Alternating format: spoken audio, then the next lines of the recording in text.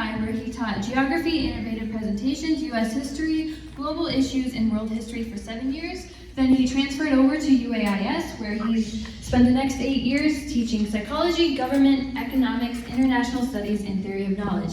Also, he loves to travel, and he has led a total of 10 student travel trips throughout his career.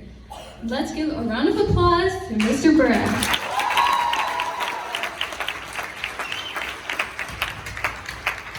Thank you very much, and the next one still has spots available. Speaking of student travel, I was on a student trip with Mr. Coleman flying home from New York City on Southwest Airlines, and we had just taken off and everyone was kind of just starting to settle in when out of nowhere, we dove. And I don't mean like kind of fell out of the sky. We went nose over down, straight toward the earth, to the point that people had time to like gasp and scream and then gasp again. It was terrifying for most people. This might surprise you. I was not terrified. Oh, we should start with this. That joke is just for Mr. Crossan, so the fact that he laughed is a good sign. I was not terrified, despite the oxymoronic confession I have, which is that I love to travel and hate to fly. So this was kind of the culmination of my experience. We were diving and I wasn't worried because I hate to travel. Try it again. I hate to fly. But because I love to travel, I wanted to be more comfortable doing it. And so I learned all this stuff that I'm going to share with you to help myself relax, because I wanted to know what would happen if we actually went down. So, quick question for you. How many of you are afraid to fly? Okay, a few. How many of you are afraid to drive? Okay. Wow, that's more than I thought. How many of you are afraid to fall down? Now you're just lying. So I have some stats. As you're probably guessing where I'm going with this, your odds of dying in a plane crash as a passenger, and that includes all non-crash related deaths as well, like heart attacks and things like that, is 1 in 880,364, which is to say, you could basically fly every day for the rest of your life and you will probably not die in a plane crash. Okay? Now, the odds of dying in a motor vehicle accident are 1 in 103. Now, again, this is concerning, but I'm not talking about how to survive a car accident. And then your odds of dying from a fall are 1 in 114. Yeah, I know, right? So, now how many of you are afraid to fly? Okay, a few less. Interesting. Wow, I did not expect that either. All right, how many of you are afraid to drive? A few more now, okay. And how many of you are afraid to fall down? Quite a lot more, okay. Some of you are just afraid to raise your hand because you think I'm going to call on you for something. I'm a teacher. I'm not going to do that. But think about how weird that is, in the sense that for some of you, this data didn't have any effect. Like, some of you are still afraid to fly despite these overwhelming odds, and I include myself in that. That's irrational. I am an irrational person when it comes to flying. I know the stats, and yet I'm still afraid. So, this is why I learned all this stuff. I wanted to manage my fear, but also survive a plane crash if it actually came to that. So now some of you might be wondering, like, Mr. Burak, airline crashes are rarer than car accidents, so when you do get in an accident, you're almost certainly going to die. I understand where you're coming from. I don't know why I used that weird voice. I'm nervous. I'm sorry. But it turns out that you and your weird voice are mistaken.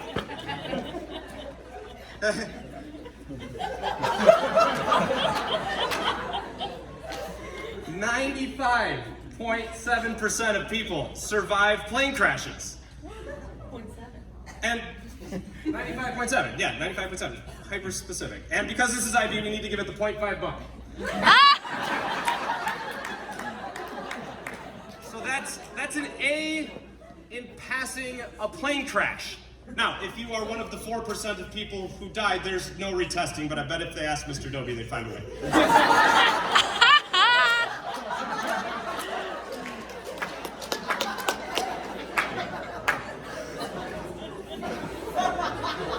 So that's all plane crashes, okay? That's all plane crashes. Now, what about the ones that the FAA classifies as the most serious?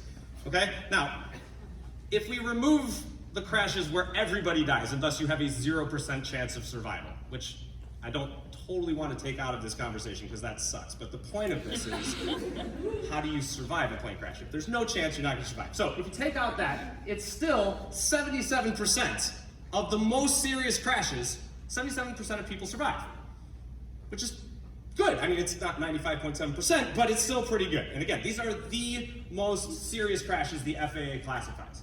And for no other reason, Mr. W.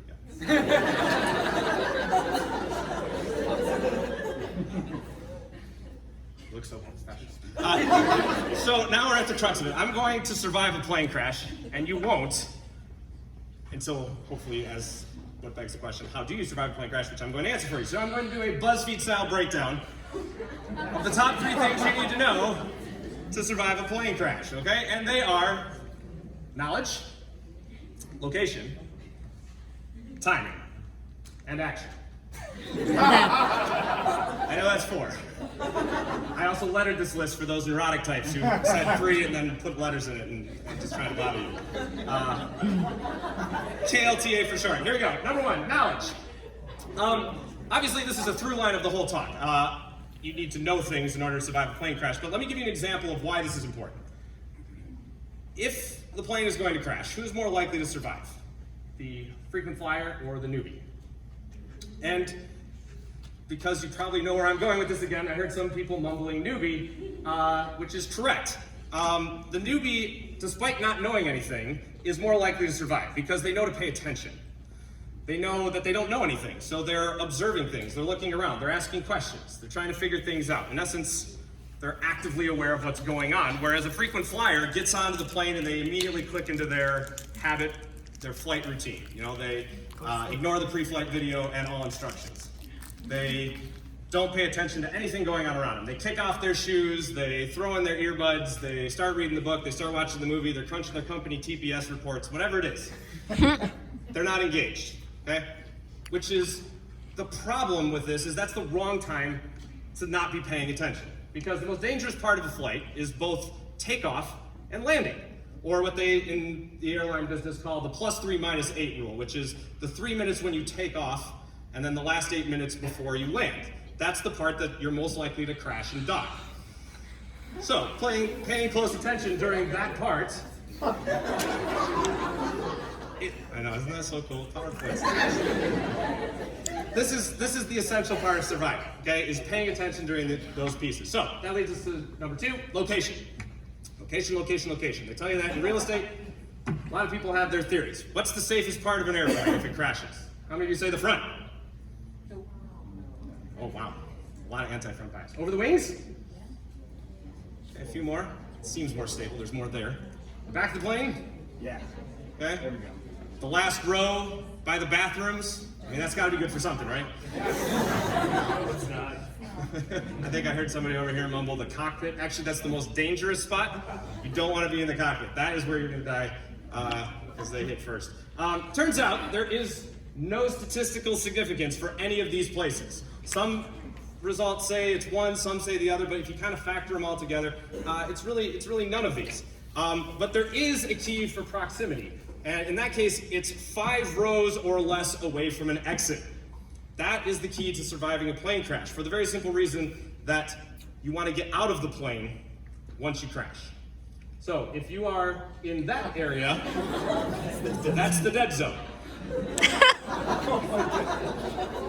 That is not official FAA terminology for that section of the road. Every time I get on a plane, I count how many rows away I am from an exit. And I try and pick, if I can, at least one exit that's within 5 rows, keeping in mind that the nearest exit may be behind you. That way, if one of my exits is blocked, I have a plan B. I know how many rows I need to go to get out my 5 rows or less exit, but then the backup is the other direction, which is probably going to be more than 5 rows because I am cheap and I fly coach. But again, you might think this is silly, but I'm going to survive, and you won't. Yet, we're getting there. You will soon. All right, number 3, timing. You have a finite amount of time to get out of the plane after it crashes, as I just alluded to. Now, if you ask most people how long they think you have to get off of the plane, the average is 30 minutes. It's not 30 minutes. They're very, very wrong. In fact, dead wrong is an appropriate expression for this. You have 90 seconds. 90 seconds. I'm not good at math, but that is like at least 10 times less than 30 minutes. And the reason for this is the number one killer of people in plane crashes is not the crash, it's fire. Okay? By the way, it's been 90 seconds since I started talking about where you need to sit on a plane. It's actually a little less than that. Or is it longer? I don't know. You don't know either. That's the point. You're very bad at telling time, especially when you're distracted. Guess what's going to happen when you crash? You're going to be kind of distracted. Counting to 90 is going to be hard for you to do. The point is you got to move fast because you don't know how long 90 seconds is. Get off the plane, okay? Are you dead? Sorry. That's a little macabre. I'm sorry. All right, so the real killer in a plane crash is fire. Now that is a little bit of a dramatic simulation, but not much. This is how people test fire evacuation skills and fire putting outing skills for firefighters and things. A burning metal tube can become superheated to over 2,000 degrees Fahrenheit in less than 2 minutes. Not to mention the oxygen deprivation, the asphyxiation, smoke inhalation, all that other kind of stuff. So, when planes take off and land, that is when they are most likely to catch fire, because when they take off, they've got a full tank of gas. When they land, it's usually a landing gear malfunction. It scrapes, starts sparks, catches the thing, and inferno. So people get in trouble with fire partly because of something that is known as the friendly fire fallacy, which is a wonderful alliteration for a thinking error that happens. People tend to take more of like a friendly, charming view of fire, mostly because people's experience with it is usually in these situations where it's like, oh, fire. If you've ever tried to light your grill when it was full of gas and like the conflagration just like consumed your eyebrows, you might have a little bit of a more healthy experience and respect for fire, but a lot of people don't realize that fire is actually truly as dangerous as it is until often it's too late. So they might recognize, oh, there's fire, but not treat it as the incredibly deadly threat that it is. And again, if you don't think you have that much time, or you have a lot more time to get off the plane and you don't, it messes people up.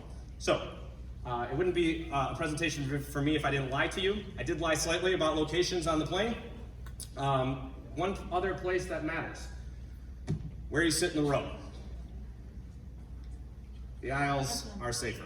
6% safer, which is not huge, but every little bit helps when you're trying to escape a burning plane. So aisle seats for those of us with long legs actually is also beneficial, even though the drink cart will hit you in the elbow. Okay, so we've got knowledge, location, timing, and action. Oh, that even worked. Timing. Knowing what to do and quickly is great, but it'll be useless if you don't actually act in the moment of the crisis, which seems fairly ridiculous, but many people die in airplanes because they don't take actions that might save their lives. And if that seems crazy, 40% of plane deaths occur in survivable situations, very often because people don't do what they need to do. They stay strapped in their seats while pandemonium is going on all around them because of something in psychology we call behavioral inaction. And this happens when your frontal lobe is trying to process the chaos of a crash scene. That's where your logic and your reasoning and your planning, higher order brain functions are.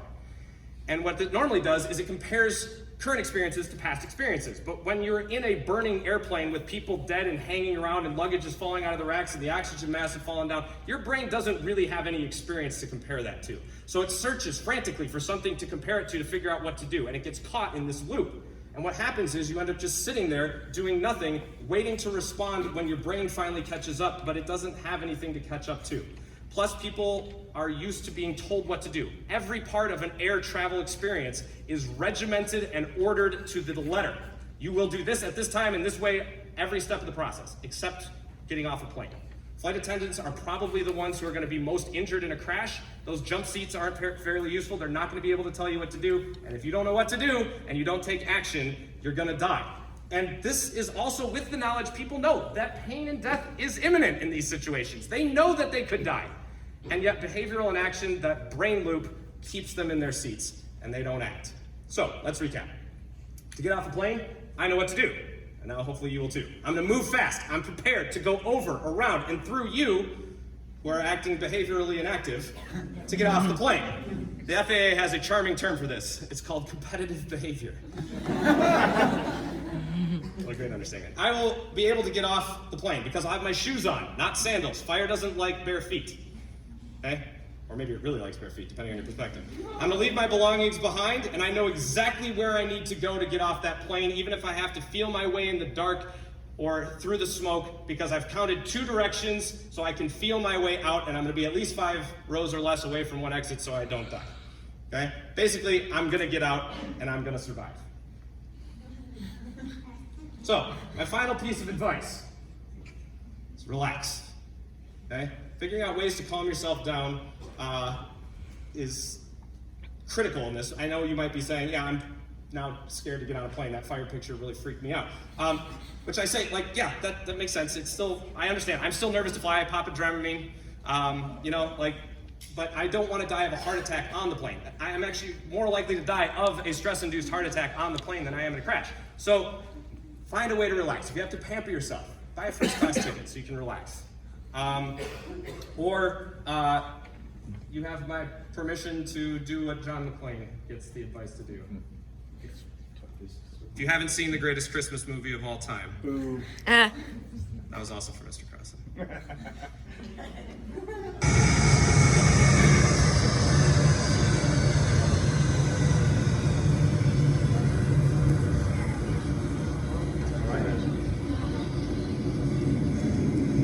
This is only a 40-second. You don't like flying, do you?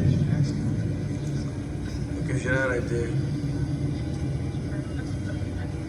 You want to know the secret to surviving air travel? After you get where you're going, take off your shoes and your socks. Then you walk around on the rug barefoot and make fists with your toes. Fist with your toes. I know, it sounds crazy. Trust me, I've been doing it for 9 years. Yes, sir, better than a shower and a hot cup of coffee. So you could have just listened to that 40-second clip instead of me for the last 15 minutes, but the end of my story. So we're going down, and I didn't panic because I knew what happened. The planes were communicating with each other. We were in a controlled dive. One plane was coming in, one plane was coming up, and they were going to crash. The planes took over, and they set themselves on an opposing course. One went up, one went down in a parabolic arc away from each other so that they wouldn't crash into each other, and I was calm. So I know that in the moment of crisis, knowing all this stuff, that knowledge does help me stay calm on an airplane, so now you can feel comfortable sending your students on a trip with me. I'll take care of them. Mr. Coleman will freak out on the plane, and we'll all be good. So, thank you very much, and enjoy your flight.